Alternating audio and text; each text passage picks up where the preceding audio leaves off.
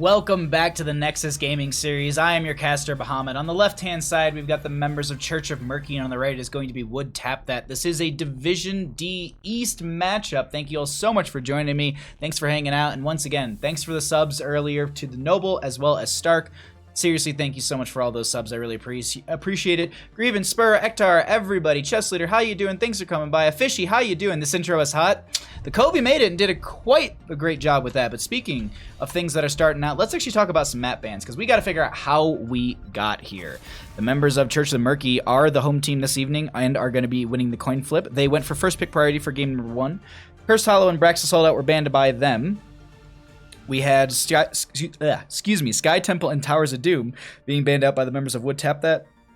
And they also opted to take us to, well, not so much opted because they were forced to do it, but they're going to be choosing to take us to Battlefield of Eternity. I was chugging so much water in between these games that, like, of course, now that we're back on stream, now that I'm actually talking, I have to burp a bunch. And I'm just like, oh, cool, like, right when I need to actually put out some information. But how did we get here, Baha? Thank you, Chess Looter. But did Baha tell us how we got to BOE? Thank you, Ektar. Carson, how you doing, bud? Thanks for coming by. It is a chat full of just gilded beards out there, and I love seeing it. It's a sea of beards in chat, and I love it all. I love it all so very much. But we have a Diablo, Stukov being banned out by the members of Church of Murky, and Would Tap That has taken out the Vala, taking out that race potential so far coming from them.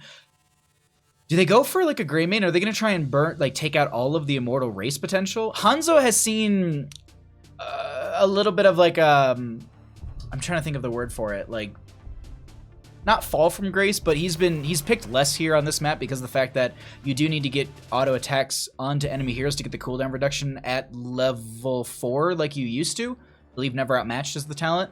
And so it's just one of those things that, like, well, now it's like Greymane also got some changes and Cursed Bullet, and yeah, so I'm gonna go for that one. Thanks for telling us how we got here. Roundtaker, how you doing? Zego, how you doing? KPB, welcome. Hello, everybody. Anubrak, though, will be the first pick up here on the left-hand side for the members of Church of Murky. I gotta say, if I don't see a Murky in this best of 3 series, I'm gonna be a little disappointed. How are you gonna call yourself the Church of Murky and not pick up Murky? Think about that one. We do have this right-hand side pickup. They could go for their main tank here as well as a support if they do have this kind of 1-2 pickup before they actually, because this is all they'll get before the ban phase, so not really showing much might be the priority, but it's going to be the Jaina and the ETC. Really good combo with that. You have the setup from the ETC with the power slide as well as the mosh pit, and then you can dump the Ring of Frost underneath that, or you can even go into Water Elemental if you really want to. That's going to be a strong talent to be able to add some extra damage to the Immortal race, as well as maybe even some pressure into some of these team fights. I like that 1-2 lock in for the members of Would Tap That, but Church of Murky's got another 2-3 punch before we get into our ban phase here. Ektar, thank you so much for gifting a sub to Grievin. Seriously, thank you so much for all the support this evening. Thank you so much. I really appreciate that. And Grievance, enjoy your asthma pugs, your finger guns. Murky has to be worshipped, never witnessed. But no, Raynor and Li Ming on the left-hand side. Li Ming is really strong on this map, and Raynor's gonna be able to put in that pepper. We could see Executioner here. No, not Executioner. Exterminator for the Raynor, which would be a lot of good damage coming into them as well. But this is gonna be an Arthas being banned out. They don't want to deal with that either in the solo lane as well as they don't want to deal with the attack speed reduction that can come out from Arthas with the Frost presence. That's just, yeah, I don't know how I feel about that Arthas being banned out. Maybe they don't want to deal with that in the solo lane. That's like drafting Jesus.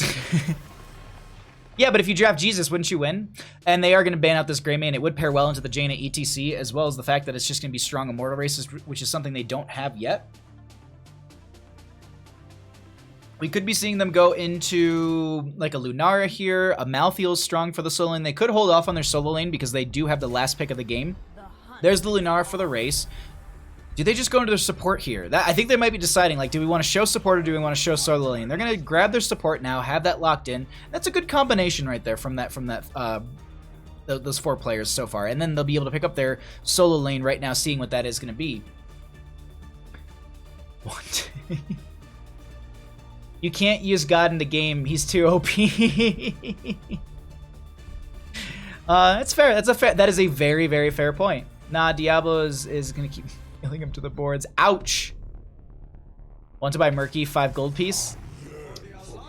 Well, we get Smug Boy and we get the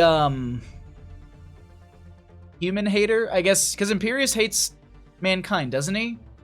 Do I have my lore right? Somebody in chat will correct me. But Imperius for the solo and Anduin for the support. I really like that right there. Now, going into that Imperius, they could pick up something in the range department if they really wanted to play away from the Imperius. They could try and play something like a Leoric to get some of the own self-sustain, but Rexar is going to be picked up here. I love how much Rexar play we've been seeing so far throughout the season 7 of Nexus Gaming series. Like I've seen, I would say comfortably, if I cast 2 games, like 2 matches a night, and so anywhere from 4 to 6 games, I feel like I see a Rexar in one of them. I don't know why, but I absolutely, it's just been something that's been popping up, and I love it. I think it's a great hero, and I'm really excited to see that go into the solo lane into Imperius on Battlefield of Eternity. But we got ourselves loaded into this. Thank you all for joining me. Thank you for cheering for these teams. Thanks for lurking. Thanks for supporting in any way, shape, or form. I really do appreciate it. But we got ourselves our second of 3 games this evening. Excuse me, I'm sorry. Our second of 3 games this evening is about to take place. We do have a Division A matchup after this one. It's another best of 3, so don't go anywhere. If you're like, oh yeah, like there's one more game. No, we got 2 more. So if you're sitting there and you're like, oh, I could run out and get a pizza, don't. Just order it. Order that pizza. Sit down with your beverage of choice and enjoy. Weenus, thank you so much for the 69 bits. I appreciate that, my friend. Imperius hates the Nephilim because they're the spawn of angels and demons, which means that humans are part demon. Imperius hates demons. Thank you, Ektar. That's I don't know how I feel about that logic though. Like that's some I don't like that in logic. That's just like, well, you're part of this bloodline, so you're instantaneously bad. But hey, have you seen how many cat videos there are on the internet? For bandit noms? All right, we'll give him something. We'll give him a treat after this. Now I want pizza. Me too. I want pizza. I had a egg for dinner and a slice of toast. So that's where I'm sitting right now. But we're in the game. Let's talk about this instead of food, because then we're just gonna be way too hungry. On the left-hand side, we got the members of Church of Murky. Orion is going to be on the Rainer. We're going to be having Begully on the Anduin. Redbeard is going to be on the Imperius. Shock is going to be on that Anubrek. And the Dude is going to be on the Li Ming. On the right-hand side, we've got the members of Would Tap That. We've got Colonel Pants going to be on the Rexar. We'll be having Zilla on the ETC. Tanias Vane, I think, is going to be on the Lunara. Shadonis is going to be on that Rhaegar. And Night Knight going to be on, is going to be on the Jaina. My DPS was set like 1 notch too high. I was like, I am moving around way too quickly. There we go. Like I like moved an inch and it just jumped everywhere, but either way. We got a game. Let's focus in on this. We do have Imperius diving into this top lane onto Colonel Pants just to force them back a little bit, and just going to go ahead and pop the Molten Armor as well. Let's actually go ahead and pull away that too so we can get player vision set up for these teams. Who doesn't have a questing talent at 1? There we go. That's going to be the power slide onto the Dude right there, and that they had some snow being dumped out, but the teleport right away is just going to be able to get them out of there. The one thing I want to highlight here is going to be the Sentinel Wisp. Look at this thing right now. They will move it out of there, but you could see for a second there how much vision. She's actually going to send him one immediately in the exact same spot. Can we get it? 1, 2... There. So that's that 5 seconds. Look at how much vision it's providing for the team. It's a small map. Rotations and picks can happen when you're not... Even when you're making a safe rotation on your side of the map, like even if you're rotating in through this right-hand side, like if you were to go to top lane right now and you stuck near the shaman camp on the right-hand side, you could still get picked off because it's such a small map. People will start to step forward and hide in some of these bushes and catch the team as they rotate. I know we're not looking at some of the action, but it's just a really important thing to factor in here. That Sentinel Wisp will be able to deny some of that kind of gank potential. I mentioned Exterminator in draft, and this is exactly it right here. This is the one talent we do see on this map for Rainer that differs most. Like, I'd say 99% of the time, we're seeing Ace in the Hole. But here we're seeing the Exterminator, and I like that as the setup. It's just going to be faster and more to race. Weenus, thank you for the host as well. I really do appreciate that support, my friend. Thanks for bringing the viewership over here. Thank you, thank you, thank you.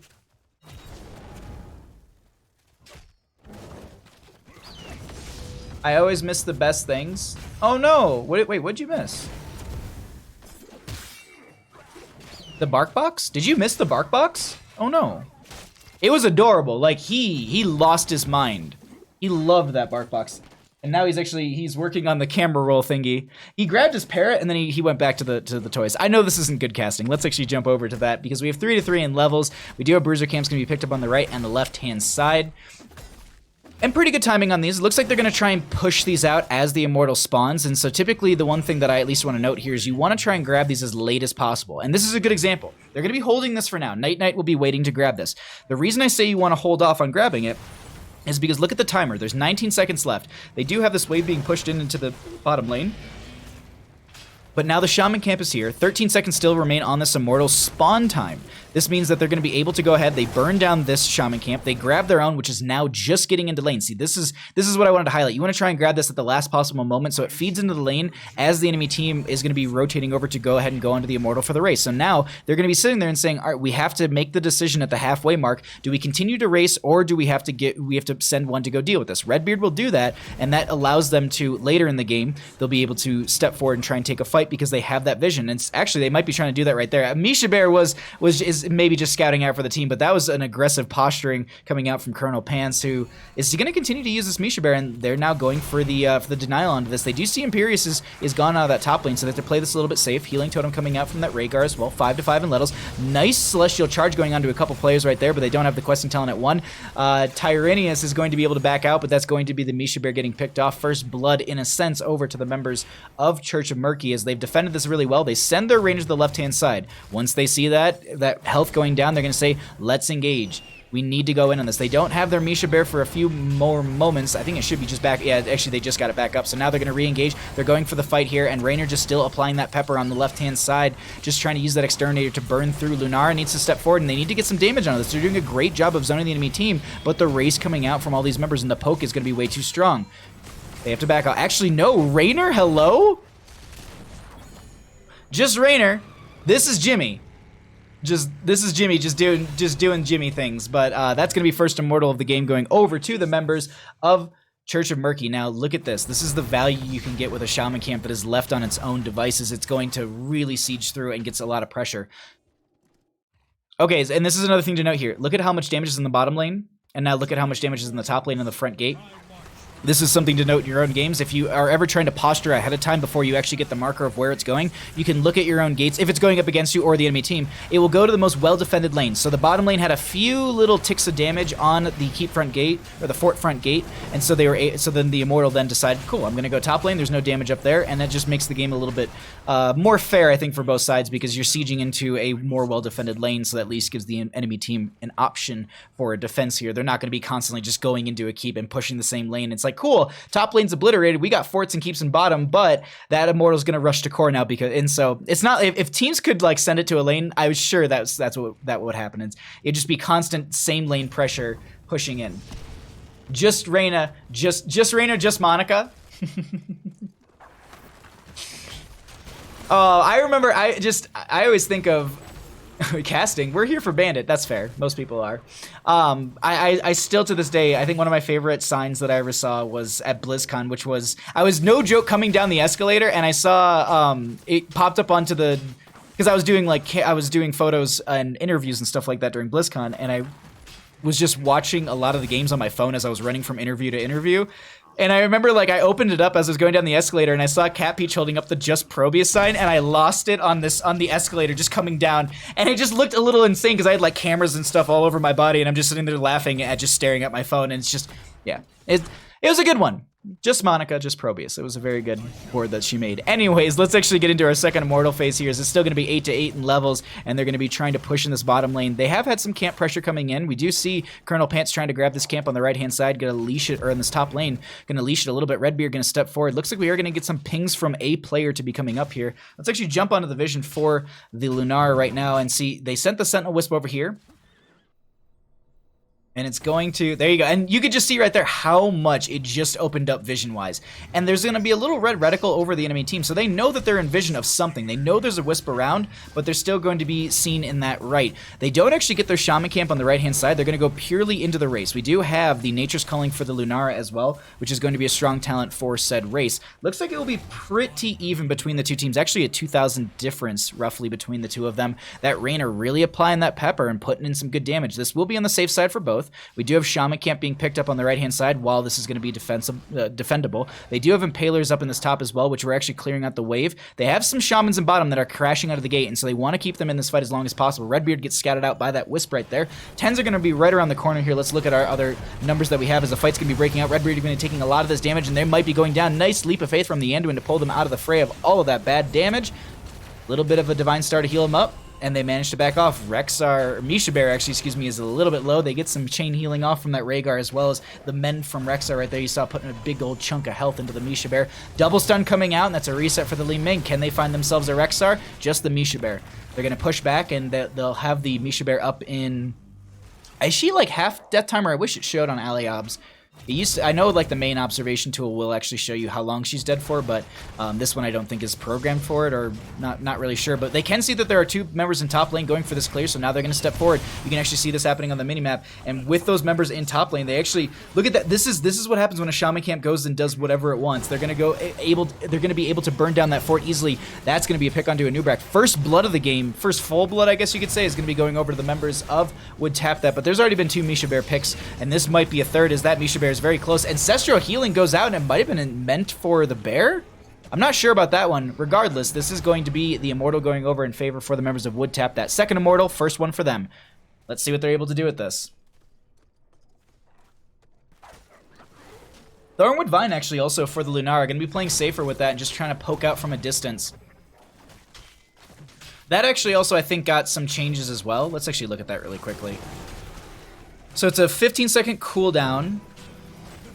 And I think it's 15 seconds per charge, and you get 3 charges. Does it actually? I think it applies the stacks of poison as well. We're gonna click on Lunara, and then we'll be able to see if she actually gets a Thornwood Vine out, and if it applies. I thought it applies 3 stacks of poison, but I might be wrong on that one. Actually, no, I think it's just 1. I think I saw Redbeard just getting hit with it once right there. Regardless, Immortal's now gonna be losing its shielding, moving into this lane, and gonna be sieging in. That's gonna be a fort going down. Misha Bear getting caught out once again.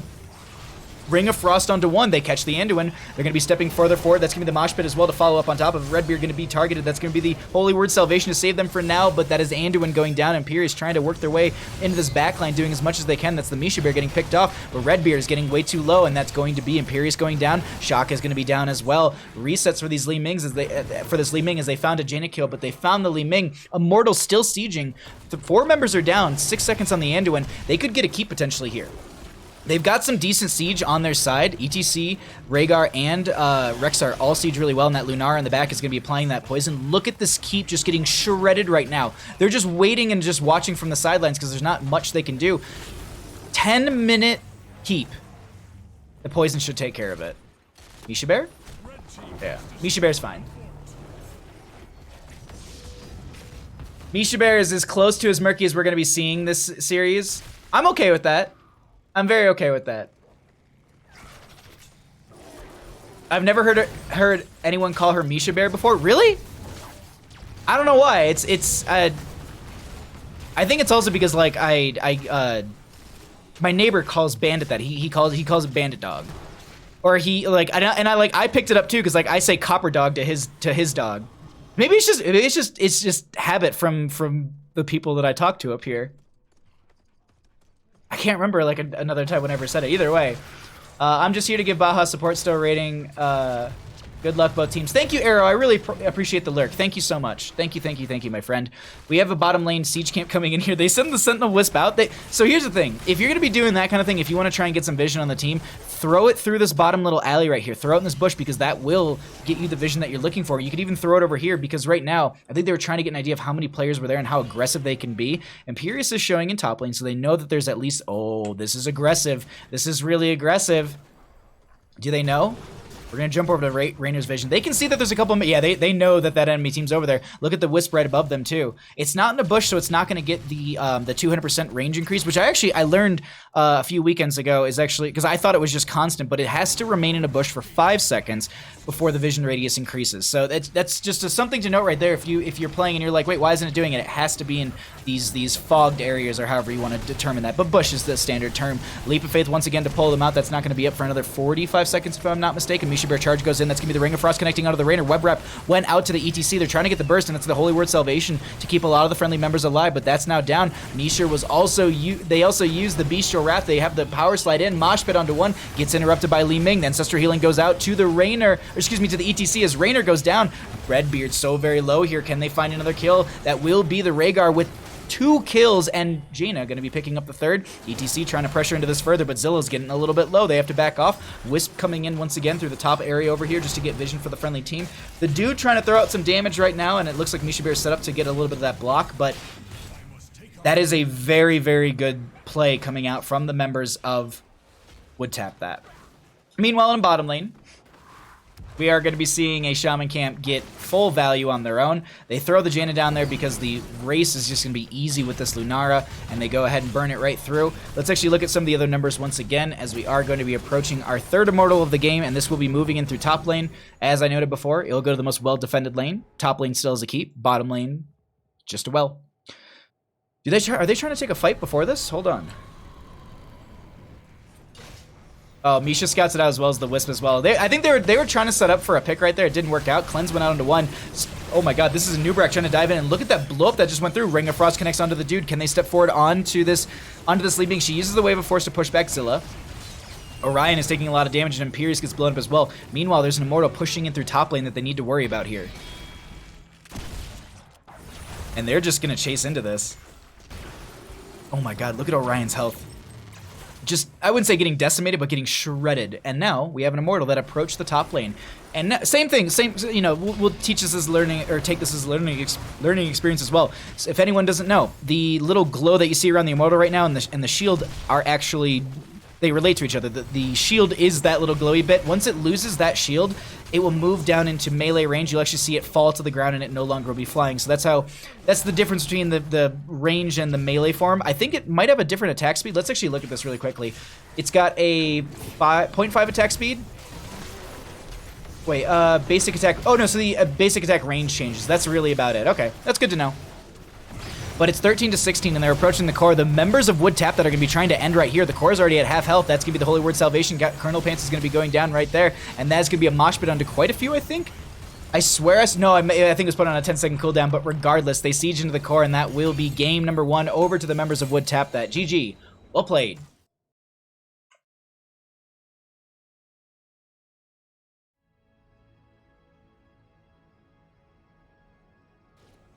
Wood Tap That is so oppressive with all the slows.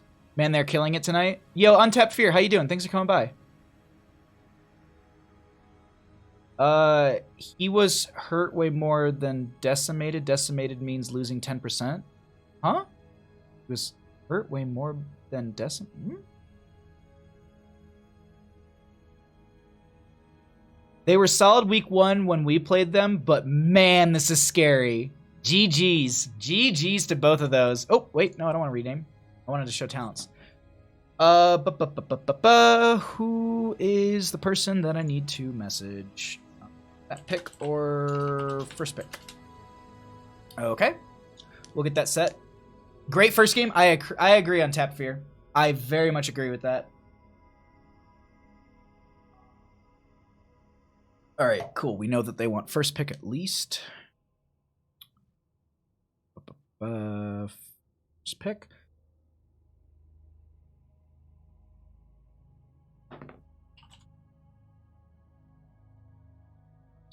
Alrighty, let's pull this back because I believe I owe Weenus. Well, Weenus donated and now Bandit gets a treat. That's the way to put it. You want one of these? Kind of love these. Want a cookie? What? Hi. Yeah, you love these. You love these very much. All right. Can I have a high five? Thank you. Oh, you are so quick. Can you do the other hand? Can I high five this side? This side. That's okay.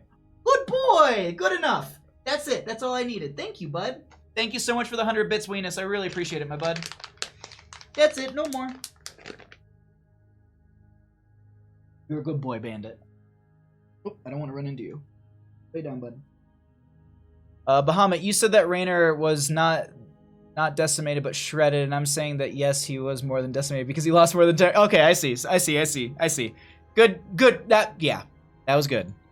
Oh, okay, cool. I'm going to make lobby for that. Where is that map? There you are.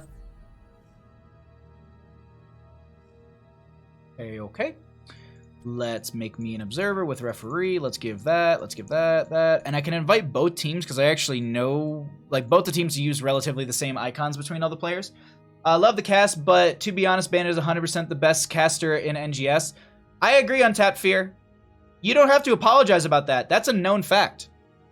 That is an absolute fact. Would you bring... Oh, he brought out the best one. That's his favorite.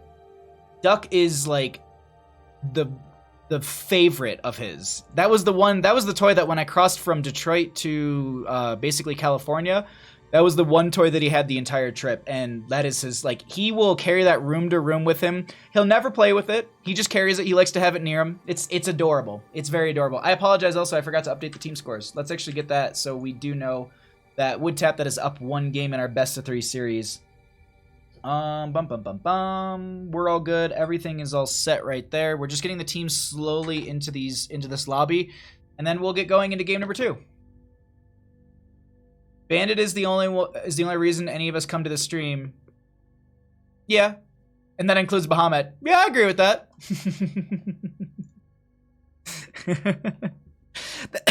Sorry, hold on. I had a little tick on my throat. Sorry if I just blew out your ears. What's funny is, like, I was joking around with people that I'm just like, I don't want to make a Twitter for Bandit because I'm afraid that everyone else is gonna follow him, and like he'll have more followers and such than me on Twitter. And no joke, I think Bandit already has like 30 or something like that. Like, that's way faster than when I started Bahamut Gaming. I love how he's just like brought all the toys out for everyone on stream to see. Like, he's just slowly getting more and more toys because I keep them like right behind the wall right here, or right behind the green screen up against the wall. And so he's just, that's why he keeps disappearing and coming back with a toy, because he's literally running over there, grabbing one and bringing it back over. No, we're not giving our healer to the enemy team. Would tap that. I don't know what that means. We just got to get the last player in here, and then we'll get going into our game number 2 of this best of 3 series. Thank you all seriously for joining me. I really do appreciate all the support this evening. Shadona's pants suck. This dude suck.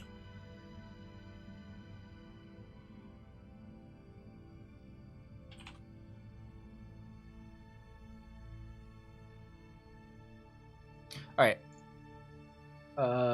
It's okay. I don't need ears to watch Bandit. That's fair. You really don't. I need to get better lighting on him. So when I changed, I got an Elgato key light, and when I got that, the lighting is a lot less intense. Like, the old lighting was two studio lights with the bulbs that I am not exaggerating. They're this big. They're huge. They're like, I think like 3 inches in diameter and like 12 inches long, roughly. Think of like an Arizona can, but a little bit bigger than that. And that's the size of the light. And I had 2 of them right there. And this entire room was illuminated. So he was really, really well illuminated. And now I have some side lighting that you can see right now. But that just, like, I don't feel like it's enough. Either way, we got teams in the lobby. Let's go ahead and ask if they're ready and get going into our game number 2 here in our second of 3 matches this evening.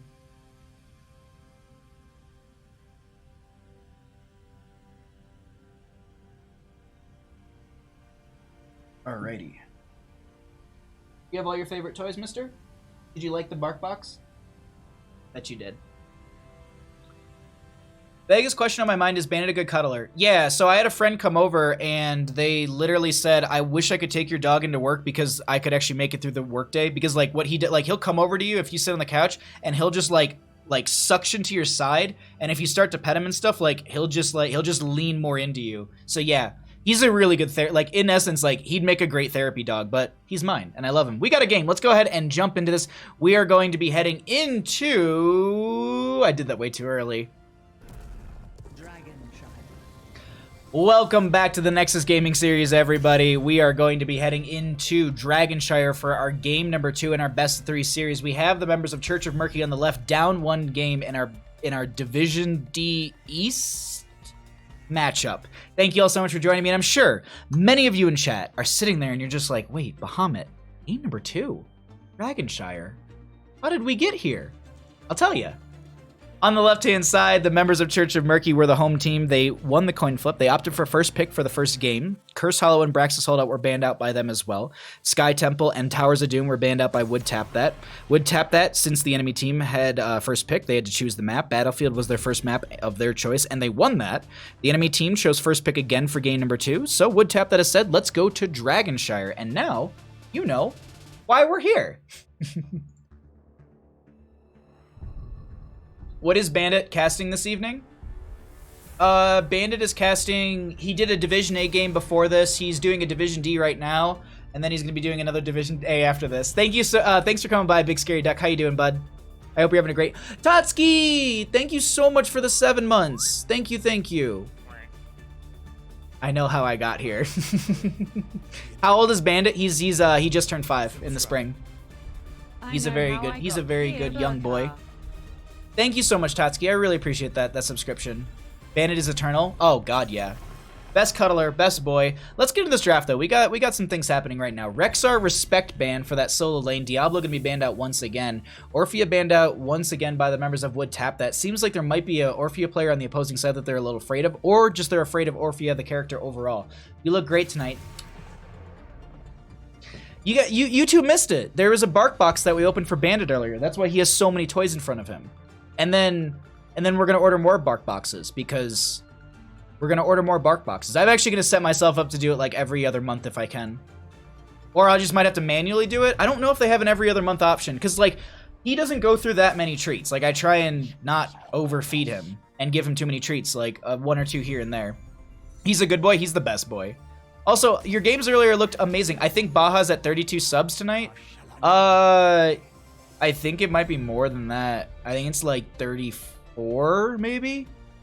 That feels like a brag, but I really hate to say that. I don't mean it to be a brag. But I seriously, like, I have so much appreciation for everybody tonight. You got a code? No, I didn't get a code. I ordered this one through Amazon because it was a specialty, like, 90s box. Like, look at this. I think you can still get it on Amazon, Tatsuki, if you want to get it for Kappa. But look at this. It has 2 little controllers!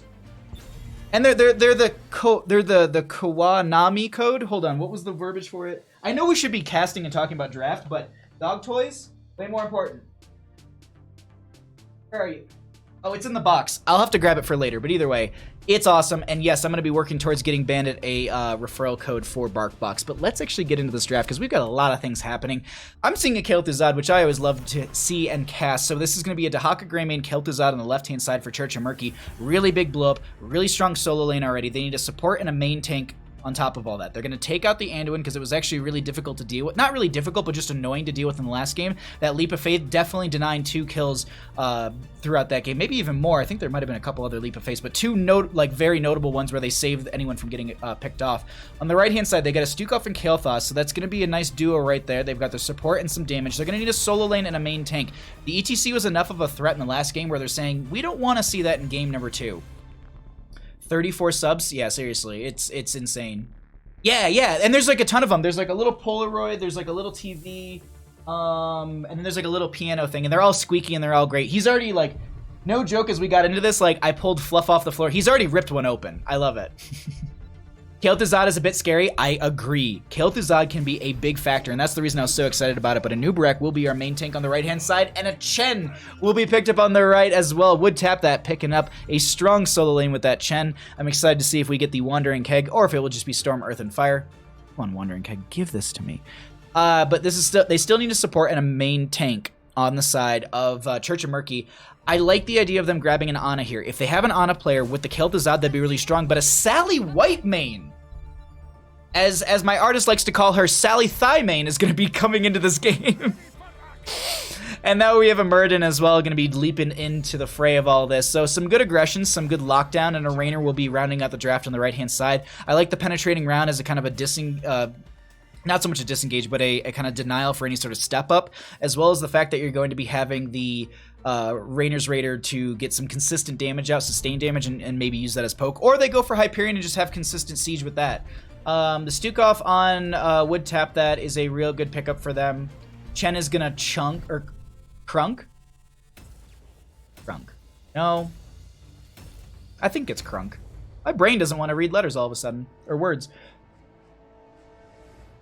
How you doing, bud? You like your toys? He's so tired. He's so tired right now. Yo, Kriv, how you doing, bud? I got your game coming up after this best of 3 series. So tell Regen Ghost as well as Team Happy Cloud if you're in contact with them. I'll do a ping as well as in the Division 8 chat, but I got your game coming up after this best of 3 series. But we're loading in right now into our game number 2 between Church of Murky and versus Would Tap That. Thank you all so much for joining. If you haven't already followed the channel, please go ahead and do so. I do a lot of casting for Heroes of the Storm, primarily, well, not primarily, but like for the Nexus Gaming series, for Heroes Lounge, for Heroes Lounge S Division, if you want to split it like that. I've worked with JHow in the Tespa Collegiate series. I've done Open Division casting. I've done Heroes Hype casting. I've done Premier Series casting. So I like to talk about Heroes of the Storm. Thank you all so much for joining me. If you enjoy the content, please hit that follow button. But let's go ahead. We got a game. Let's find out who's going to take it. But like, why though? Whitemane seems like a weak pick to me. You know, I'm a little surprised by that. We're going to see if it's going to get the value, but we are going to be having Begully on that Whitemane. Redbeard's going to be on the Dahaka. Shock is going to be on the Muradin. The Dude is going to be on the Kel'Thuzad, and Orion will be on the Greymane. On the right-hand side, trying to clutch the series in a 2-0 fashion, we've got Colonel Pants on the Chen. We're going to be having Tyrannius Vane on the Rainer. Shadonis will be on that Stukov. Zilla will be on the Anubrak, and Night Knight's going to be on the Kael'thas. That is going to be your team. Would tap that up in our best of 3 on Dragonshire. Let's see what we get here. Let's also go ahead and get our player vision all set up so we can actually do that as well, because this is just, I always love this. I will always talk about how much I enjoy being able to show the player vision, because it really gives you an idea of what these teams are seeing and how they're making some of their informed decisions. But Night Knight is going to be so very low here. That is going to be Kel'Thuzad picking up the first kill of the game and going to be working their way through these phylactery stack, or excuse me, these Master of the Cold Dark stacks. Getting the Kel'Thuzad stacked up to 15 is one thing. The Glacial Spike is really impactful, but the 30 stacks of Master of the Cold Dark for the 75% spell power increase, it's terrifying. And this is like full chain build for Kel'Thuzad. And I'm no Kel'Thuzad main, so we're gonna read some of these talents to just get an idea of what this looks like. And so we're gonna be pairing into the Blight Chains of Kel'Thuzad, reduce the armor of heroes pulled by 10 for 4 seconds. So we have chain increased damage, and then after we have the Master of the Cold Dark finished out, those 30 stacks over here, they're going to be able to get armor reduction onto the enemy. So it's just like, Kel'Thuzad is a hero that really, really scales, and I love the way that he plays in a competitive scene. And I'm just excited to see what kind of plays we're going to be seeing with the Kel'Thuzad. That's my point.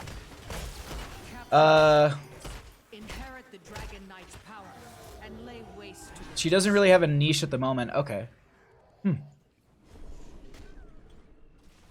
I don't know. Like, Whitemane is in a weird spot for me because I feel like it also comes down to the player itself as well. I mean, we're in Division D, so it's not like we're seeing some of the top tier plays. I think we're mostly in the silver to gold range.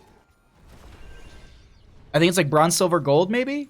I might be wrong on that. Regardless, Redbeard in this, I would say Big Beard, that's a different team. I think it's one of the regen teams, so that's going to be Big Beard getting chased by Colonel Pants, and this is the problem with, not problem, but this is part of Chen's value, is just how much harassment, how much aggression he can bring to the table, and how sticky he can be for a solo lane matchup. And that right there is just a great example of what value and what prowess Chen has in the solo lane. And if you get a little bit low, he's able to really punish you. That stagger also is a great opportunity for them to just kind of mitigate some damage and then bring it back and take that fight and just drink through the pain. Redbeard though gets that brush stock into the top lane. We have the Bruiser camp in bottom lane going to be picked up by the members of Church of Murky as well, and would tap that. Looking a little bit on the back foot this game. That top lane engagement was really strong, but we are going to be seeing them kind of playing this front gate a little bit slower. We do have the Dahaka meandering into mid, but look at this. Chen's already on point. It's faster to channel the point, or the Dragonite than it is to actually channel the point itself, but since Dahaka didn't go immediately for it, went for the wave clear, maybe just doing double duty on Soak, that is just going to be no Dragonite just yet, but Shock is so very low here. They need to be careful. That chain bomb is going to be thrown onto one. Orion, they get the roll to disengage, and I cannot believe it with some 200 health. They're fine right there. With all these members so very low, they're going to be trying to step forward and maybe take this point. If they actually if they get any sort of ability into this bush, they might have found the Greymane, but I think the Hearth went through right there, and yeah, exactly. So Greymane's back at core. If they would have thrown an Impale into that bush, that would have been a dead Greymane 100%. Chen gonna go for the channel, but unfortunately Dahaka was already on this point in time. There's also the collapse coming in from the enemy team. They need to be wary about this, but they themselves are gonna be collapsing into this mid lane, trying to take a fight right now. No 7 talent here for either side. Chain's going out from Kael'Thuzad, not going to be able to find a second member for those, but at least they'll be able to get 1 stack. That's the big thing to know, is as you're going to be hitting the Frost Nova as well as the Chains, those will be providing 1 stack. The Death and Decay that he throws at his Q is not going to be stacking at all if you hit a hero with those. It's just the W and the E from the Kael'Thuzad are the only talents that will actually give him stacks. 13, oh, actually, no, they're at 15, so they do have the Glacial Spike, so they can throw. Do we see the Glacial Spike come out? No. A little surprised by that. I'm surprised they didn't throw that behind and then just bring the Kael'Thas back. Jumping into the top lane, we are going to be seeing Colonel Pants continuing to hold this over. We do have bottom lane going to be held over by the members of Church of Murky, and it's a standstill right now for our first Dragonite. Stukov and Raynor are going to go ahead and finish this out on the right-hand side just to go ahead and buff out that top lane a little bit further. Chen still holding top lane just by themselves. The friendly team now rotating down into the bottom lane, and Kael'Thuzad needs to be a little careful here. You don't want to get caught out. You're not. Here's the thing to also note, if anyone doesn't know, Kael'Thuzad doesn't lose their Master of the Cold Dark stacks if they die. It's not like the Medivh with the Arcane Rift or sorry. For some reason, I was just like, I thought Kael'Thuzad was rotating through the enemy team. Just my brain flipped all the colors all of a sudden. But the other thing too, like oh wow, this blew up onto Night Knight. Yikes. Burrow charge right out there. Zilla's like, I'm out. We can't do anything in this mid lane. And also top lane's going to be reset by Redbeard, who has to go deal with this top lane siege, and that also will be Colonel Pants with the channel forward. They rotate a few members down to this bottom lane just to stop any sort of channel potential. We have 4 seconds on the... ooh, nice combo right there from the Kael'Thuzad, but that's going to be Kael'Thas also back up and ready to fight into this. They just have to rotate into the friendly team. And now, continuing to hold out bottom lane. Or I guess not so much holding out, but just the back and forth in bottom lane, just peeking into the top lane really quickly just to see how Colonel Pants is going to be trying to push onto Redbeard. And they dove in a little farther, but they're able just to disengage easily. I think Dahaka will be double soaking a lot of the game.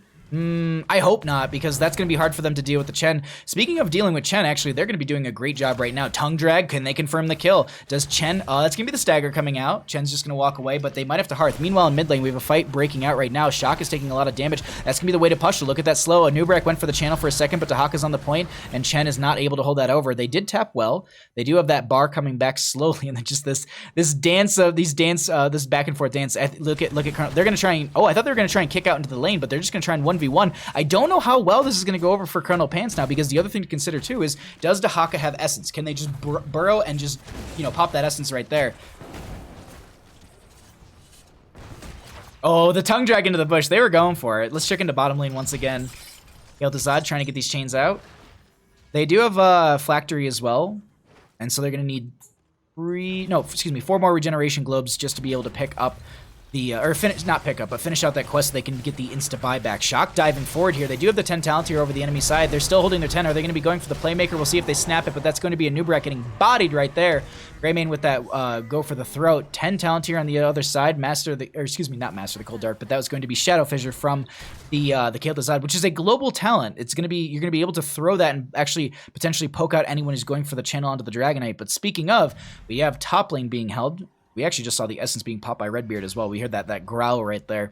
That's going to be bottom lane being held over as well. And now they have Greymane potentially rotating into mid, but they need the Greymane for the fight in this bottom lane. Otherwise, they're going to be losing it out way too much. And they actually might have said like, well, no, hold on. That's going to be a huge blow up onto Kael'Thas. The members of Church of Murky are really playing this game so much more effectively. And in top lane, we actually saw the Chen going down up there as well. They didn't have the opportunity to jump into the Storm, Earth, and Fire right there, web wrap onto the Murden, but look at mid lane. They need to be wary of this, that there's going to be the channel potential. That will be the chain going out, and that is going to be first Dragon Knight of the game, going to be picked up by the members of Church of Murky. 8 minutes into the game, it's going to scale out quite effectively, and they're going to rotate this into bottom lane to open this up a little bit further. And opening this up in bottom lane is going to be a nice benefit because as they want to fight over this and the lane sustain is going to be removed. Oh, a Nubrak. A Nubrak being picked off right there. That is a... Ouch. Because you need them to be able to soak up all that damage, and Chen just being kicked away consistently is... Yeah, this is easily a bottom lane fort. They are going to be losing the... Oh, Washed Up Streamer, thank you so much for the host. I appreciate that, my friend. Welcome, everyone, from Washed Up Streamer's stream. We are going to be getting into some games right here. We're in game number 2 of our best of 3 series in Division D East, as that's going to be the massive shift for the disengage. Nice silence, but unfortunately... Oh, they're not able to get the Storm Earth out in time. The dude is going to be going down right there. So that's going to be Chen killing Chen, Greymane going down, as well as Kel'Thuzad. So realistically, it's a 2-for-1, but they're trying to make it a 3-for-1 as Bigbeard is... Redbeard is going to be the target. Web wrap just to chase after. It's a 70-second cooldown, but they're confirming a kill, and that's all they really care about here. Lurking Arms so they can't pop Essence or anything, and they don't make it out alive. They jump over to the Siege Camp, and that's the bottom lane pressure coming in here. Let's look at our left side as well. Siege Camp, did they go for this just yet? 13 talent here will be approaching. Funny enough, they've actually, even though they had those couple kills right there on the opposing side, that's also going to be the members of Church of Murky with a higher experience value here. Let's actually jump to that really quickly. I keep doing that backwards tonight. There's about we're looking at like 1,000 difference between experience. Not even really that, but it's look at the heroic experience between the two. It's 1,400-ish, and oh, can they find the dude? A lot of good combos going out right there. Do they go for the Pyroblast? The dude gets... that was just so low right there. That's such a risky spot to be in. And they're staying down here. They want to go for the defense right now. They're trying to make sure that they don't get this bottom lane fort to trade out. Dragon Knight will be up in 24 seconds. That's going to be Colonel Pants stepping forward. They're trying to get onto the dude. Do they have another kick? They don't. They use the stagger. And the dude makes it out with some 60 health, I think was the lowest I saw it go. Bigully is going to get that healing up to them. That's going to be the Inquisition for that mass heal. Or I guess quicker heal. Inquisition? Clemency, excuse me. Inquisition is what you hit the enemy team with, so that way you can heal your friendly team while they have the, what is the mark called for her? I'm blanking on her abilities. Desperation, right? I believe it's the Desperation stacks. I haven't casted a white main game in quite some time, I'm finding out. You trying to choose which toy you want, Bandit?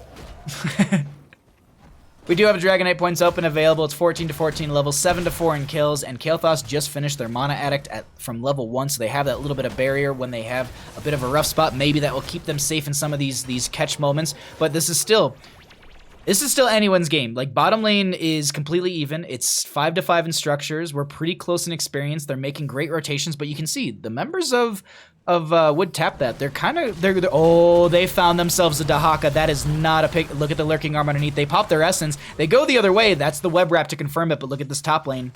Kael'Thuzad's on the point. I don't think they're going to be able to grab this, and that's going to be Dahaka. Should be going down right there. I think they might have been trying to use the burrow into the top lane. They have the channel.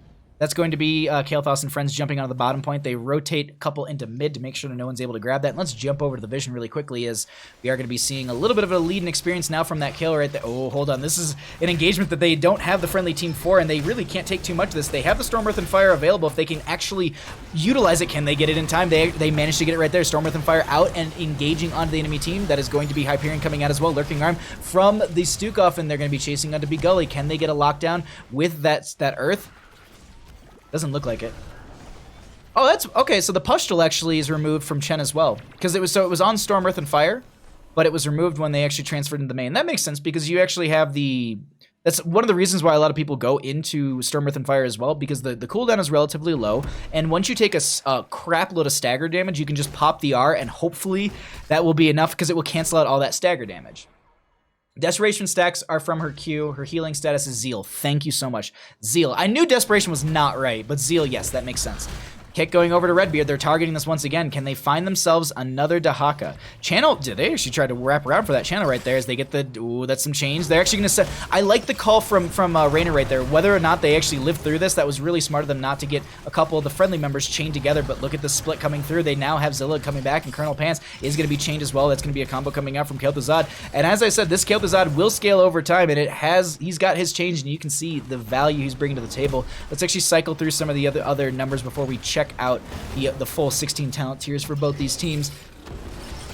Like the damage from Kel'Thuzad, 29,000. Rainer doing a great job, actually a little bit ahead of that Kel'Thuzad right there, as that's going to be a nice lurking arm root. And they still have the Dragonite potential channel. Well, now is going to be coming through. The dude maybe going for it. Do they have any sort of interrupt for this? Doesn't look like it, as they do have their Rainer and a noob rack down. Second Dragonite of the game going to be going over to the members of Church of Murky. Seems like they're bringing it back in this game number 2 on Dragonshire. This is also the map choice of Wood Tap That, just to note. They had first pick priority for this game on the side of Church of Murky, as they lost the first game, and they have that option. Nice use of the penetrating round to make sure that Dahaka can't pull that Chen further away from the friendly team, but all the heroics off cooldown. Dragonite is going to be chased here into bottom lane. I don't know, I think it was more or less just to close the distance, but for anyone who's unsure, vehicles do not get stunned out or anything like that, so you can't see, yeah, you won't get a silence, and I think they're just trying to apply as much damage as possible, so that way the Dragonite is completely over. There's 40-some seconds on it, but that's going to be a Chen who kicked way too far forward. Chen who kicked too close to the sun. Ooh, Kale. Oh, that's going to be a nice root onto one. This is what I like. This Kel'Thuzad. Wow. Hyperion did come out. That's going to be their... Oh my god. These snipes with these chains. It's just disgusting. Enemies rooted take an additional 84 damage each time they are damaged by Kel'Thuzad. Jeez. Wood League is mean? For real. This Kel'Thuzad is pushing out some damage right now. I want to jump to this once again. I want to look at this. 41,000 now. Definitely they have hit their stride in this game on that Kel'Thuzad. They have got, I think, almost every talent that they could want. I wonder if they go for the Shadow Fissure upgrade at level 20. Where basically every time it hits a hero, you get next to near full cooldown reduction. I think it resets it if you hit a hero. Or is it just a massive cooldown that's to the point where it's almost... You can almost Gatling gun it. I think it's that. I think it's a cooldown that's just so close where you can just sit there and almost mash R as long as you're hitting heroes. Church of Murky trying to take us to game 3. They've got a good siege going into bottom lane. Chains go out, but they don't connect. And now they have the Lurking Arms spreading out. They also have the expanding Lurking... Nope, that's not the right talent. I can't think of it. Growing Infestation. Yes, and so it's going to be a larger arm, but at the same time it's limited to a timer. That's going to be one root onto the Chen right there. Dragonite Shrines are up in 25 seconds. They do have the Bruiser camp up in top lane. They'll disengage through bottom, and we got a solid level lead in favor for the members of Church of Murky as they back off, and I think they're going to grab their own Bruiser camp. Vision is going to be there for the red team. They can see them rotating through this mid lane, and they also know that Dahaka's going into the top. With that, they'll go ahead and just kind of place themselves on the bottom lane. Oof, this global's hard. This global's hard for them to deal with, it seems. Shadow Fissure resets cooldown if it hits. Thank you, Ektar. Begully is doing Clemency mana management pretty well for this game. Let's actually jump over to the healer numbers really quickly. Alexstrasza. The Stukov has done, let's round here, 57,000 in healing, and we've had 51,000 from the white main. So still, Sally bringing the numbers here, but the one thing that I want to note is they need to take a fight now before 20 hits on the side of Wood Tap That. They need, oh, Zilla will check this bush, so at least it's not going to be the Kael'thas this time, but they burrow charge out. That's going to be the chains going out into a couple of members. Hyperion's coming out as well. They don't get anyone just yet. Murden's in the web wrap. They're trying to find Redbeard, but they need to back off, and they need to just go for the single targets that they can set themselves up for. Look at, that's going to be Avatar form being popped. They actually got them from the jump, or maybe not actually right there, but Nubrek was on the opposing side of this to make sure that when the Murden jumps over and gets away, they're going to be able to deny that and also pick up the kill. I like the call that's coming out in this late game from the members of Wood Tap That, but Church of Murky have been putting on the pressure this game and been pretty consistent, but this will be Dragonite available for a split second as Chen goes down to bottom lane with the Murden down. Seems like they're a little bit of afraid of trying to engage onto this. That is going to be Greymane going to top lane. Oh, this is a little risky right now for Night Knight. They do have their mana. Oh, no, they popped the mana shield right there. They don't have anything that they can do. They're just dropping damage on the ground, and Greymane confirms a kill onto Kael'thas in the top lane. Channel going... Oh, actually, no, Colonel. I was thinking that the channel was going to be up and available, but not. It didn't go fully all the way, so they don't have that for the mid lane. Kael'thas setting up for the pickup onto this, but they're going to deny it on the side of Wood Tap. That Orion is going to be up here with just Begalia, and they have the... I don't remember... Scarlet Aegis from the White Mane who manages to keep them alive. Hello? Orion should have died a couple times in this game. That's going to be White Mane going to be pushed right out of there. They get the penetrating round thrown onto them. Storm, Earth, and Fire going to be popped onto Redbeard. Tongue Drag onto one. They're actually going to send the Pandas back, but Colonel Pants needs to get out of here. They know that what happens after they come back into their full form. And look at Dahaka's brush, the speed that comes from Dahaka. Do they kick? What do they have? Stagger's going to be used. There should be a Tongue Drag right here. Kick over. Tongue Drag is... Oh my god. Not staggering out of Chen Death is really, really huge for them right now. And the other thing to note, too, is look how many members are coming down here. They find themselves Redbeard. Can they make sure that they don't get the brush stock out? That's going to be one. Oh, Redbeard, can you make it out alive? Do you have the burrow? We could... Oh, man, this just yakety sax moment right now, and they're just trying to get Redbeard. But look at Shock. Look at Shock is going to be channeling onto the point. That'll be Night Knight coming over as well. Scarlet Aegis used once again. That's going to be Chen in a bit of a rough spot as they don't have the Storm, Earth, and Fire. They're going to try and drink through the pain, and they're not going to be able to go through it. That's going to be... They're just throwing out as much damage as possible. So Chen goes down. Greymane goes down. A 1-for-1 trade so far. And Dahaka is actually going to be picked off as well. They have no global threat to go into that top lane. They need to send a member up there and grab potentially their first Dragon of the game. 20-20. That is such a back and forth. Woo! Okay, what is this called? Might of the Scourge. Hitting a hero with Shadow Fissure resets its cooldown. So that was... Okay. I'm a little surprised by this decision here. I was expecting someone to be in mid. I'm not gonna lie. Like, having Stukov come up here with Raynor, I don't think is necessary. They've got 2 kills. They need to be, yeah, if anything, this is gonna be Dragonite. They were waiting for the channel potential, and yeah, they end up getting the conversion onto this, and that will be enough time for Dahaka and Greymane to probably pop back up. They're not gonna be going for anything.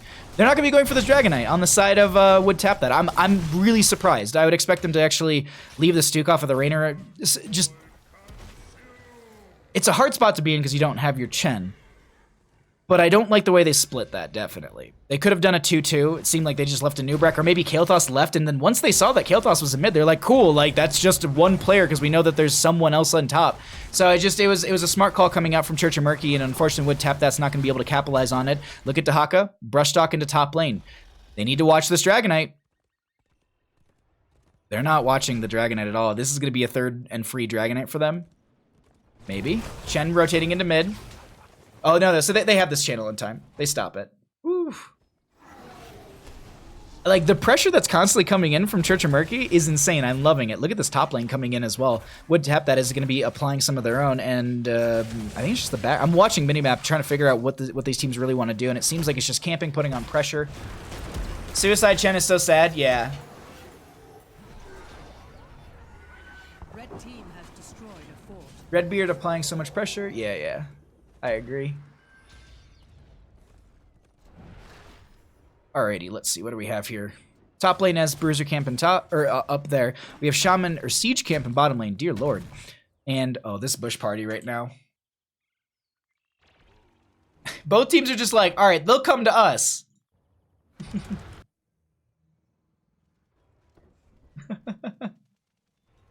And Zilla finds the entire team, and now they're going to be going just for the Dahaka. That's going to be a chain going out. That'll be the Shadow Fissure not connecting on anyone. Web Wrap went out onto the Kael'thas. You see the Danger Pinks coming out as well. Hyperion's going to be there as well. That's going to be Scarlet Aegis on top of it. Now the Chen is going to be popping the Storm, Earth, and Fire. They're looking to get onto the Muradin, but they reacquire onto the Greymane. That's going to be the Tongue Drag onto one of the Panda Pals, but they're not going to be able to find themselves a kill because, well, just... They need to kill all 3 if they realistically want to be able to take down that Chen fully, and that's going to be the Shadow Fissure getting a reset.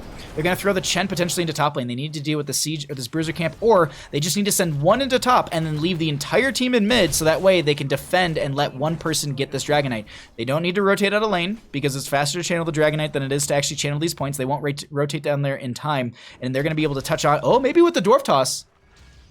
Yeah, they got that. I was thinking that a Nubrak was going to be way faster, but that's not the case, and just still, more yakety sax moments continuing throughout this evening as now they rotate into bottom lane. They're going to try and take a fight. Greymane is still down. Web wrap is up in 12 seconds, or a cocoon, if you will. Now they're going to be stepping forward on this. That's going to be a lot of good damage going to Sejonas. That's the combo. They find themselves a Stukov, and that's going to be a Kael'thas as well. They're starting to turn this around. These Shadow Fizzers really getting some good damage in as well. Colonel Pants is going to need to back out of here. Top lane still has a camp coming into there. Stormbolt going to be going on to Colonel Pants, who doesn't have Storm Earth and Fire for the next 29 seconds. They say, you guys get out of here. I'm going to go down. Greymane back up. Should be able to rotate into top. They should be able to rotate into bottom, and this should be another Dragonite for the members of Church of Murky. Can they take it and end the game is the question. The calm before the heroes of the storm. What's up, Ryokai? How you doing, bud? The dude has the channel right here. I tried to save this realm. And they've got camp and bottom lane coming through, too. There's no gate there. Oh, there's no gate in mid, too. It's really whatever they want to do. Top lane's already pushing itself in, and they don't... You never... Like, this is not worth it.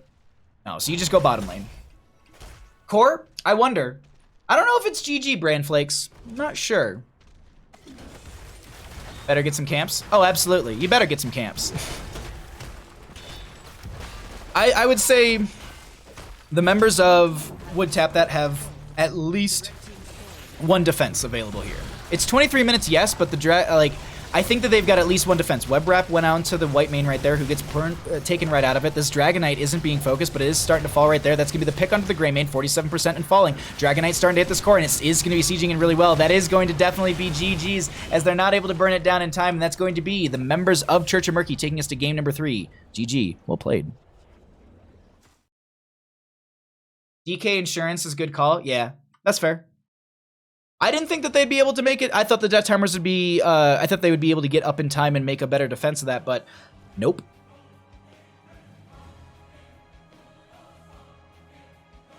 I usually root for teams with the better names, but in this case, Church of Murky is 10 times better. Jace, what's going on? Thanks for coming by. If they hadn't gone DT, it'd already be over. Or DK, that'd be already over. I agree. Still, game 3. GG's.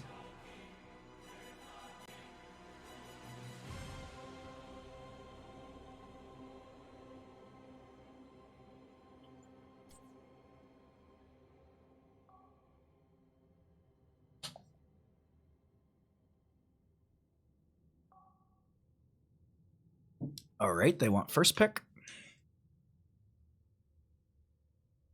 Alrighty, let's find out what our next map is going to be. Pull it back here.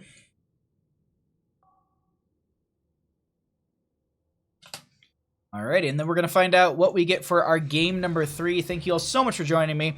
This is not the last game of the evening either. We've got one more best of 3 up after this one. It's going to be between the members of Regen Ghost versus Team Happy Cloud.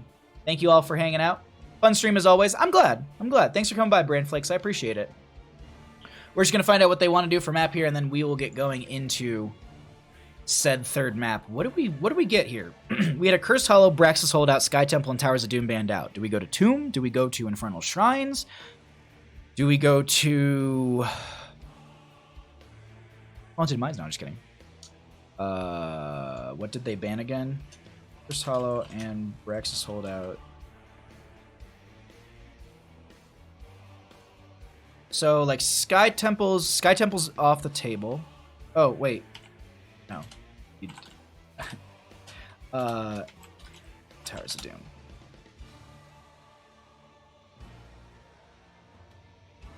So they could go into Infernal Shrines. We could be seeing Tomb of the Spider Queen. What else could we be seeing here? Well, Sky of Foundry's up and available. Some decent choices. Alterac Pass, if I'm not mistaken. Yeah, Alterac Pass as well. Must have a Murky this game. Last chance to live it up to the team name. I agree, KPB. Oh, cool. Alrighty, I got the map. Let's go ahead and get on into this. We're gonna invite you. Invite you. And doop. Doop. Game 3 pretty hype though. I agree. Love a good game 3. Observer, referee, tournament, this. Team 2 wanted first pick. Alrighty, swap. Oh. Cool. All right, everybody's in here. We're ready to go. And, or not everybody, but one of the teams. Alterac Pass and Murky split push.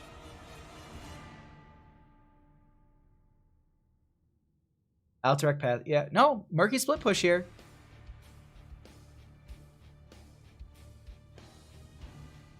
I'm ready for it. That's all I care about. Like, I want the Murky. I want it so bad for this game 3. I think it'd be really, really awesome.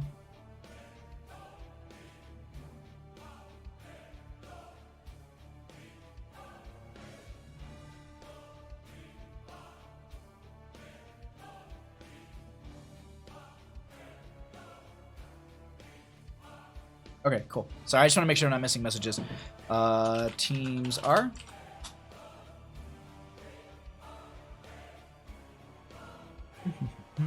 Apparently they need 1 minute. Okay.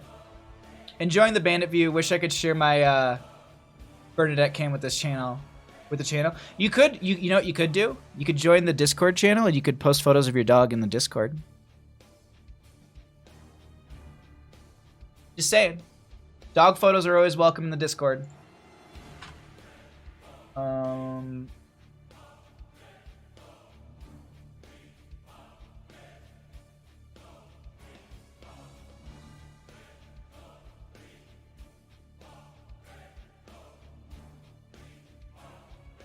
Okay, sorry. I'm just making sure I'm not missing chat things that are slightly important. No mod messages. Okay, cool. I like not seeing anyone mod messages. Boop, boop, boop, boop. So we're just waiting for one of the players. They said that they need a minute. Might be just running to the bathroom before we get into game 3. Oh, that's not how you spell ready, but good enough. We'll just get some readies up from these teams, and we'll get going into game 3. Yeah. Dog photos are always welcome in the server. Oh, okay. The other team needs a minute. Thank you for joining the server, Brand Flakes. I'm anticipating dog photo. I'm just staring right in this channel for it.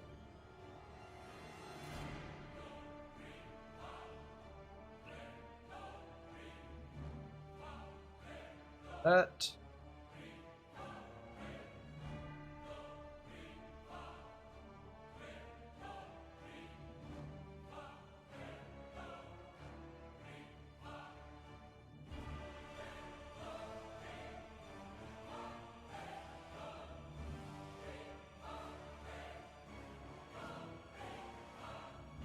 Oh, wow.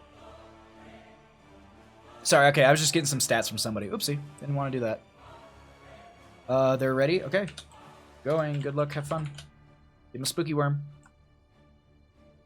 Let's go ahead. We're going to go and get on into this game number 2. No, game number 3, I apologize. We're going to be heading into...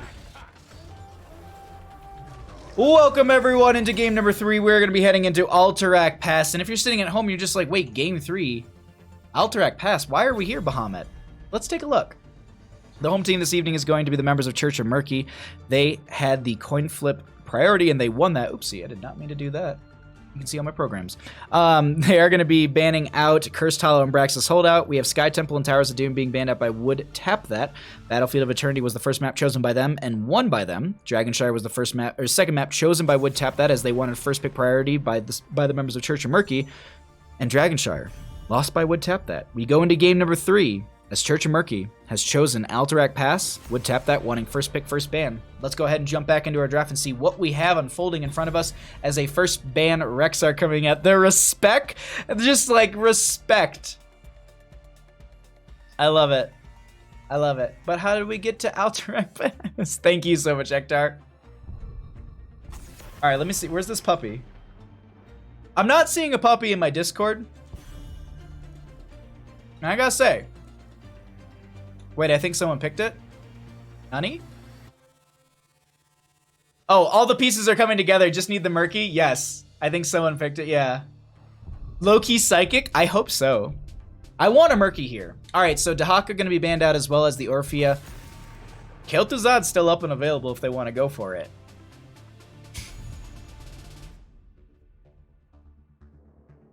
I'm glad that we're going to Alterac Pass here. For like a hot second, I was just like, wait, did someone ban this out and we just let it through? No, we're good. All right, first pick going to be coming out from the members of Wood Tap That. Alterac Pass. What do they want to prioritize here? That is a good puppy. Oh my god, Bernadette, you beautiful, beautiful puppy. Oh, you are so cute. Thank you for sharing that, Bran Flakes. I very much appreciate the puppy photo. We are going to be seeing the Jaina being picked up on the right-hand side by Wood Tap That. So they're just starting out with a little bit of damage, but that's going to be a Garrosh and Sylvanas for the members of Church of Murky. That's a lot of good push power. That's a lot of good siege as well. Sylvanas is really powerful on this map because of the way that she can empower the Null Camp with the Mercenary Queen. That siege from that is so impactful because you can also pull the enemy team away from their own engagement, or not the own engagement, but the objective is a good way to put it. It's much like how you have the Shamans on Infernal Shrines or Battlefield of Eternity. You're trying to time it out for those things. Yrel and Lucio going to be picked up. So picking up their solo lane as well as their support here. They want that speed of the Lucio. Okay, we'll see how this works out for them. It took me a minute. You're okay. I was only shaming you because I really wanted to see more puppy photos. Because why, like, yes, always puppy photos. Ban-wise coming out, they could actually, yeah, I was gonna say they're gonna need to ban out a main tank. The Anubarak is definitely worth the ban here. The Cocoon was a great way to shut down, and that was actually starting to get them some momentum in the mid game. But it definitely started to change as that Kel'Thuzad really started to scale in the later half. That 16 talent tier spike for them was just way too much. They couldn't handle it. The sultry tones of Senator to Dreamland when I stream in the living room. Mother feed us for we are but skin and bone. Mother cares not for us. Oh, cats. Oh, cats. Denalor, thank you so much for the follow. I appreciate that, my friend. White Mane is actually going to be banned out here. Respect onto the White Mane.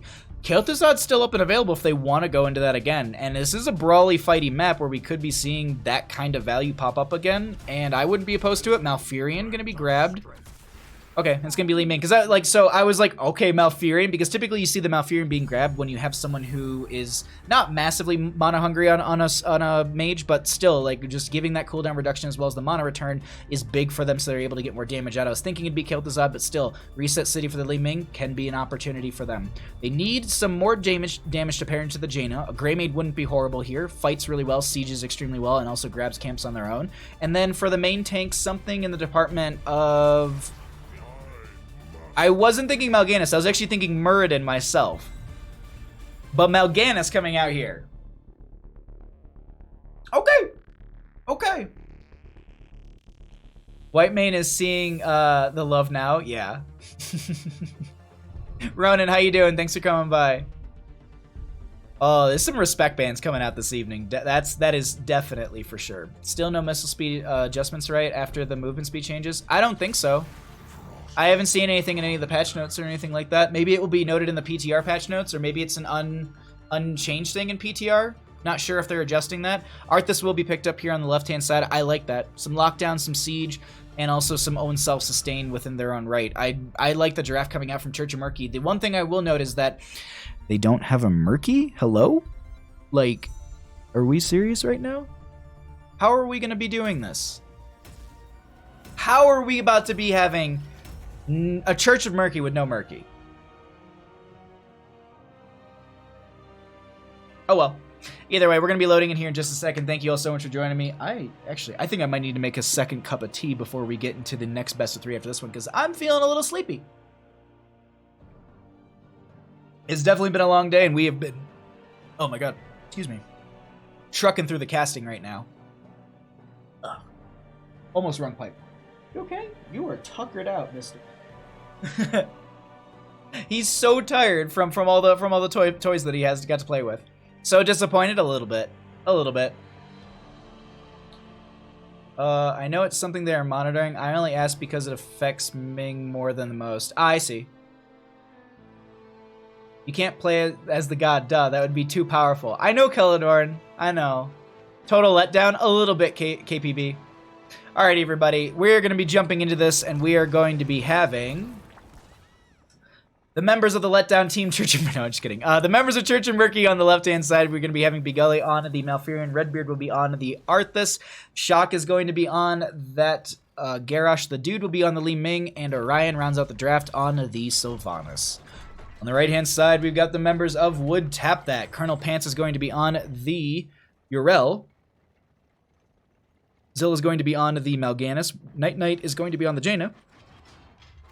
Shadonis will be on the Lucio, and Tyrannius Vayne will be on that gray main.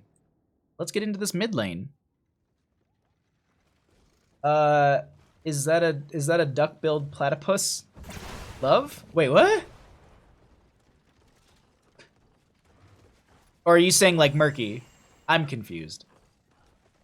I'm sure there's like, this is the only thing that I hate about like 30-second delays is just like, what did I say 30 seconds ago that applies to what was just typed in chat? I usually do a good job of it, but it, like, honestly, there's sometimes when I just completely lose my train of thought, especially when I'm trying to introduce the teams. I'm just like, what skin and who are you? We do see some breakoffs into these lanes. Gray main into the bottom against the Arthas, and we'll see how this works out. This might be a little difficult for the Gray main. Arthas will be going into Frost Presence at level 1, so they do have that that stack that they're going to be trying to get. And the Gray main is going to probably be trying to sidestep those as much as possible, not allowing that to scale up at all. Colonel Pant's going to be sitting in this bush, ready to try and grab the jump onto this Vala, onto the Li Ming, excuse me. Hello? Cursor? Please? Don't. Stop. There we go. Yeah, so it's gonna be Li Ming versus Urel in the top lane, and look at this, the 1 minute mark has hit, and Sylvanas is over to the left-hand side. We have the Jaina and Lucy over here as well. And the reason you want to hit this as quickly as possible is because of the fact that you do have a 1 minute 30-second counter on this. So if you can get this done before the 1 minute 30 mark in the game, this will respawn right as the objective or right before the objective pops up. Now we've seen a lot of teams delay out the first objective or not even show up to the first one and just go for these camps instead just to get that second rotation in, but with Sylvanas having the level 4 coming up soon, they're definitely going to be wanting to push him with that second wave potentially. The other also thing to note too is we're currently seeing the defense and the axes, and this works on any map, much like Infernal Shrines is a good way to no, Battlefield of Eternity, excuse me, is a good way to note it as well, because they are currently showing for the blue team, and it will always will. If we jump over the red team, you can actually see them swapping on the minimap. Just a little something for you all at home. As an observer, we will always see the members of the blue side and their priority overall, because it just sets up left and right rather than actually treating it as a blue versus red kind of situation. Colonel Pants is a way funnier name than it should be. I agree. If Lucio plays well, Garrosh is going to have some problems getting throws. I agree. Oh, wait, hold on. What? The dog toy. Oh. I don't know.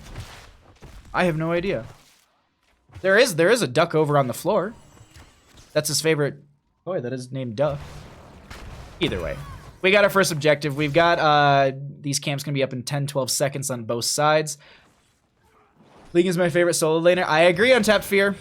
Speaking of solo lane, Greymane going to get picked off right there as they found a first kill on the side of Church of Murky. With that, they're like, cool, let's go ahead and jump over onto this objective. They're going to be having Arthas kind of leashing to these two jailers so that way they can get the channel, but it's not going to be happening in time as they have found themselves a little bit of poke here and there.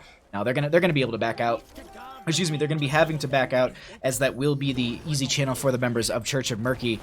Would tap that. Got everyone back up. Greymane coming in here. Can they make the play to deny this first objective? Zilla's going to be diving in. That's going to be, oh my god, do they get some value right there, as Li Ming is going to be picked off at the initiation of this fight. A few of the members are very low, and they're going to need to back off for a couple seconds. That is going to be the stall channel for now. And for anyone who wants to know, the reason it turned yellow is because a hero channeled it. If one of the jailers does it, it doesn't contest the time, but they are able to then just, oh wow, Malfurion being picked off right there. But it's just going to be able to stop the timer right there for a couple seconds. Sleep going to be going out into Redbeard as they want to get another pick onto them, and that's going to be the Urel with the Holy Avenging Wrath.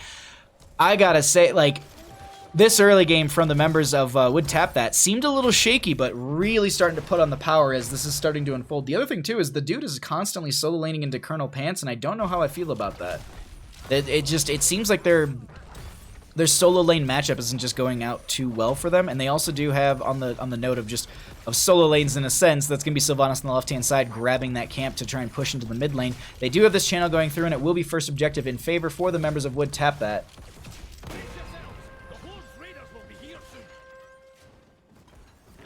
Yeah, put Arthas up top, I agree. Into the Urel, I think that's so much stronger, and then just continue to make rotations between mid and bottom potentially, or you just you do like a 1-2-2 kind of situation on the side of Church of Murky. Either way, this is going to be first objective popping up in all 3 lanes. Yrel pushing out top lane, Leeming in mid, and they've got this this null camp as well. I don't think they oh no, Yrel's going to be rotating down, so they're going to do a little bit of double duty on that, right? Or at least pushing out that top lane. But now they're going to make sure, I like that use of the Righteous Hammer, going to be throwing one of the nulls into that tower, so it will be getting some damage onto it, but look how, like, and I was going to say quickly, but realistically it's slowly, they're burning through one of them. Just one. Meanwhile, they have the Yrel going back into the top lane. And let's actually jump into bottom lane, where some of the fun's going to be taking place as Greymane dives forward. That will be the Frost, the Howling Blast just thrown right underneath them, just like, you try and step forward, we're going to get that root, maybe we can turn this around. But Tyrannius Vayne is going to be still, I was going to say sieging in really well in that Worgen form, but they just rolled a disengage right there. And I think this is definitely the bottom lane fort going down. Zilla actually going to be stepping further forward. That was the Indomitable being used by the Garrosh, and they confirm a bottom lane fort. Yrel pushed to the top lane, taking out the front gate. Oh, they're going to go in further for this. Redbeard going to be the target. Night Rush coming through. They actually connect, and it's just, they're going to be woken up immediately. Jaina, they do get the root onto one, but it just, I'm loving how they're playing this on the side of Wood Tap that. I believe we have a 2-minute counter total, so we're looking at, I think, 8 minutes and 9 seconds for the announcement for the objective. I think it's a 2-minute 30 till it's actually, like, fully available. I might be wrong in that. It might be 3 minutes in total. Regardless, we'll see what happens here, and we also want to see what some of the other numbers look like, as 10s are going to be rounding the corner for the members of Wood Tap that. And they've started to put some pressure on this board and really dominate across the map. M-to-No, thank you so much for the follow. I really appreciate that. Sorry I missed that earlier. Colonel Pants checking boss. Oh, no, they're just going to be going for boss. I mean, they have 10 talent here over the opposing side. That is going to also be Carrion Swarmed for the Mal'Ganis. Not going to be going for the Dark Conversion, right? Yeah, that's Carrion Swarm. I'm pretty sure that's Carrion Swarm. We'll double check it when we rotate through. Null Camp OP? Seriously, Null Camp is so powerful in this map. And then if you combine that with Mercenary Queen as well, that can really get some value. But unfortunately, they haven't been utilizing it that way. Look at this right now. They grab the Null Camp from mid. They're going to rotate out, and they're just like, cool, let's add some pressure. Now we're going to grab boss. But the thing is, the opposing side just grabbed boss, and they're going to be able to rotate across the map. Let's see the vision for the members of the blue team. They can see that there's a rotation coming across the map. They see this happening. They know that they're coming down into bottom lane, and now they disengage. They're going to back right out. Let's look at the vision for the red team, and they can see that there's at least Begully over here and the dude as well. They do see the boss. They might have caught that it was just coming back off a leash, but that's still boss denied in bottom lane, and that's going to be boss continuing to push in top. If they're able to take a fight down here and they end up getting a kill, that'll be huge for them on the side of Wood Tap that. In response, though, looks like we're going to be having Sylvanas going back. But I was going to say, in kind, the same thing. Like, if they were to able to get a pick on their end, they could grab boss and easily get the clear into top before it takes much more than the keep front gate. Because I think that's pretty much what you'd be getting right there. But they'd be able to grab their own boss. Double camp going to be opening up, or second camp going to be opening up. Boss after objective dies pretty, yeah.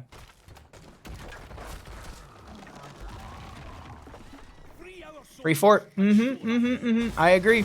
We do see the null camp being picked up right here as the objective pops up. And if you're wondering why it's at 40 seconds now and it's 30 seconds before, the objective scales by 10 seconds every time it pops up to a maximum of 50. So first is 30, second is 40, third and onward is 50 seconds. I kind of wish that, like, if you got to like the 5th or 6th, that like it would jump to 60 or something. Like, I understand that that's like a long time to channel, and maybe they test that out, and it was just so impossible to get, and 50 seconds was kind of like the medium.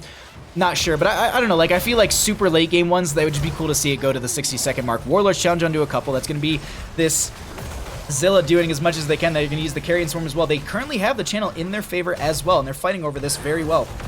Redbeard going to be targeted, and they're going to continue to dive in. Nice up knock from Zilla with the Fell Claws right there. Night Rush coming through onto 3 members. Greymane diving in. They get the double kill, and they find a Malfurion as well. A Leeming on top of it, and that was the Jailers right there that got the channel onto that. 7.5 seconds are left. They go for the channel, and that is going to be a second objective for the members of Wood Tap. That Yrel going to go into top lane, going to push this out further. They could try and go for a boss play right now, but no, I don't think they could have actually made that rotation. That wouldn't have happened. So just taking down the mid lane fort and prepping up this lane is way better. Plus, you already have the null camp here. Why not siege in while you have the value? Why not siege into a lane that you're already doing well in? And also, to note, something that I didn't talk about at all, Sindragosa was picked up by the Arthas. I love a good Sindragosa game, but that might be a bit of a rough spot for the Arthas in some of these engagements where they need to have a little more sustain.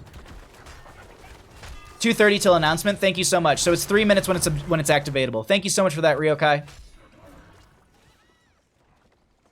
Also, I don't think I said it, but how you doing, bud? Thanks for coming by. I hope you're having a wonderful night. I caught you a little bit on that Nexus Gaming. I don't wait. What's the name for it? It's on the Nexus Gaming Series channel. I honestly am forgetting the name, but I saw you on there and you were doing great. So it was good to see you doing some great work and just talking about some of these games. But that is going to be Colonel Pants taking a lot of damage. They pop the base Nova, or excuse me, the break it down from the Lucio and keeping them alive. Objective continue to focus onto this keep, and they refocus onto it themselves. They've taken it down. Do they try and end here? They are going to be. I thought Urel was going to be going into top. They've got a decent wave coming in through bottom lane, but it's on the keep front gate. So Howling Blast going through, but not connecting on anyone. They do have Zilla stepping forward onto this, and they rotate around just to get with the objective that now pushes through. The other thing to note too on Alterac Pass. If you take down a keep, it actually removes some shielding on the core itself. You can see there's 3 little bars right there. Only one of them is gone. That's the mid lane keep that got taken out. This is a huge silence onto one. Can they get the kill onto Colonel Pants? The absorption is used just in time, but they're still very low in health. That's going to be Syndragosa coming out. They further step forward. Jaina trying to get some damage out as well. Lucio with the push-off trying to step forward into the enemy team. Colonel Pants going to give some armor to the friendly team, I do believe, because they did go the Avenging Wrath upgrade at level 4, but that is Colonel Pants able to get right out of there, and now the objective is going to be ending. It's 11 minutes and 11 seconds, I think, is when it ended, so we'll be seeing the next one pop up at 14 minutes. The announcement will be 30 seconds before that. Wow. Double keep play. Reaver minions will be constant in bottom and top. That's something they're going to need to deal with, and Mal'Ganis gets picked up. Oh, it was right here. I was like, I didn't see their icon on the minimap being bodied, but yeah, they're going to be picked off right there. Whew. Need 2 keeps down to end pretty much. Well, like, I've ended the game with only 1 keep down. No, I'm just kidding. But I agree, like, cause the shielding on this core. Does it actually here? Let's show. Can we actually compare these? Because this is full. So it's 20 shielding per keep, which I probably could have done knowing that they only have 1 left. But either way, so it's spell armor and physical armor on the not the keep. No, under the core. I said it right. It's the keeps that are going to be securing it, but look at this wrap. Are they just trying to backdoor? Boss is coming up. Are they trying to backdoor with double null camp? Do they see this happening? They see that there's a wave coming in here. They do see that that's happening right there. They're just adding in pressure into the lane. They're going to back off and go for the objective as well as the... Wait. How am I that bad on timers? Wait, what? That was a 1 minute. That was like 1 minute 30 seconds. Yeah, it's 1 minute 30 seconds. Because it was 11:11 when it, unless it went down way earlier than that, and I'd noticed way late. Nexus Edge, thank you so much. I apologize for forgetting the name. Yes, Nexus Edge. It's armor, not shielding. Fair. I mean, you get. I mean, if you really want to split hairs, but yeah, armor, not shielding. 15 to 16 when it comes to our levels. We have 3 to 9 in kills. Boss in bottom lane is sieging in, and that's going to be Li Ming staying down here for quite some time, but Sylvanas is going to need to clear out the core area. They do have the channel stopped on the side of Wood Tap. Let's actually look at some of the other numbers right now. We haven't actually checked out the 16 talent tiers either just yet. This chase onto the dude right now. They want it. That's going to be the toss, or excuse me, the Urel jumping forward right there, and Redbeard coming out. They're going to go ahead and get the Howling Blast onto a couple, and they're going to just move over and say, let's go ahead and try and get this channel right now. Colonel Pants, oh, they're going to get delayed at the last possible second. Another delay coming out from Li Ming as well. Going to throw out some magic missiles. Can they get this channel? They're getting whittled down a little bit. The Li Ming damage can be something that they need to make sure that they're not going to get whittled down and then blown up by, because resets for Li Ming can just spell demise for a team, especially this late in the game, and that could be the 16 talent rush that they need on the side of Church of Murky. Sylvanas still making sure that top lane is going to be pushed back, and this is just also so they don't lose their top lane keep, but this also will be objective, I think, going through in their favor.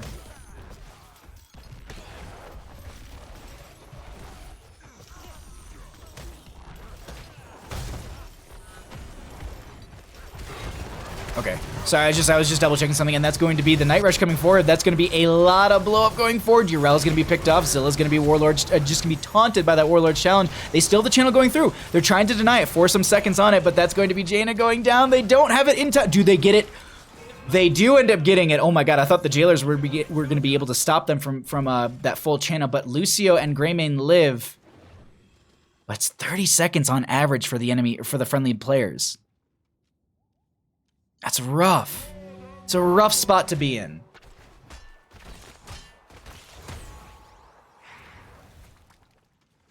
Alrighty.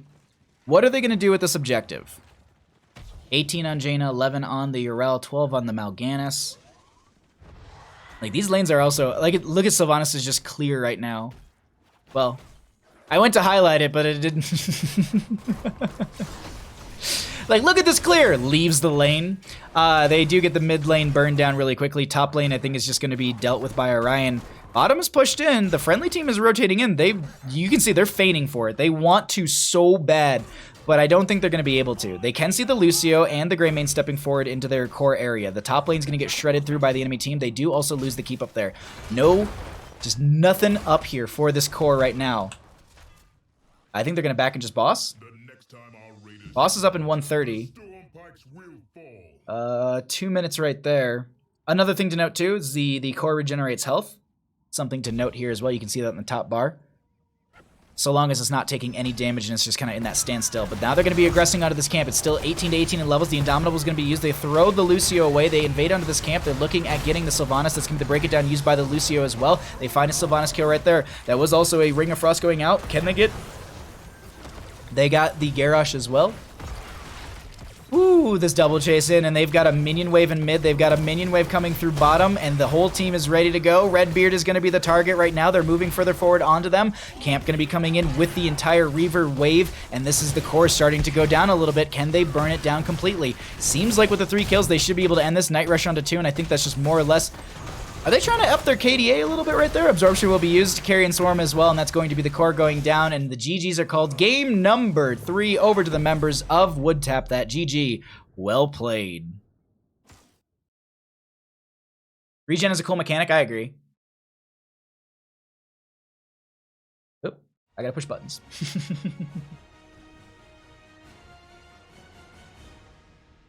Very, very good game. A very good game. Let me get a message out to...